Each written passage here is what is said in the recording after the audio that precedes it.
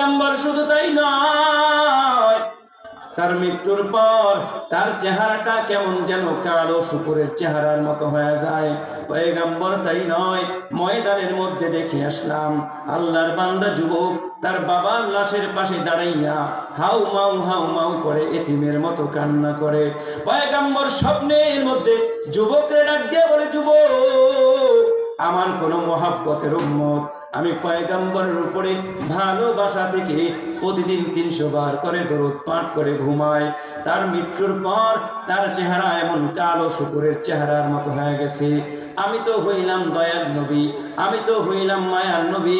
ও যুবক, তুমি আমারে বলো যে আমাকে ভালোবেসে প্রতিদিন রাতে 300 বার করে দরুদ পাঠ করে ঘুমায়, তার মৃত্যুর পর তার চেহারাটা এমন কালো শুকুরের চেহারার মতো হয়ে গেছে।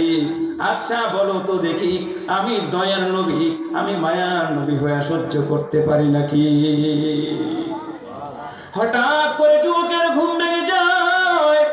যুবকের ঘুম ভাঙার পর যুবক মনে মনে চিন্তা করতেছে, এই স্বপ্ন বুঝি শয়তান আমারে দেখাইছে।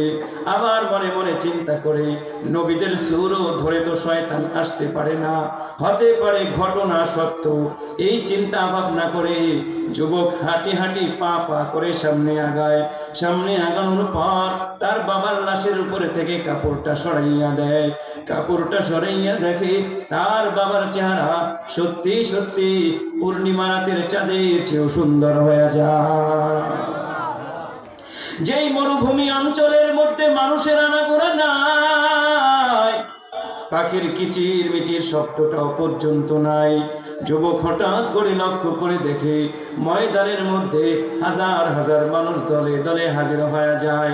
লোকদেরকে ডাক দিয়া বলে, ভাই, এই ময়দানের মধ্যে একটা পাখিও খুঁজে পাইলাম না। এত এত মানুষ, ফজরের পর তোমরা কোথা থেকে হাজির হইলা জানায়া দাও। লোকেরা ডাক দিয়া কয়, যুবক, তুমি কি শুনতে পাও নাই? কে যেন একটা গায়ে আওয়াজ দিয়া কয়, ও দুনিয়ার মানুষ,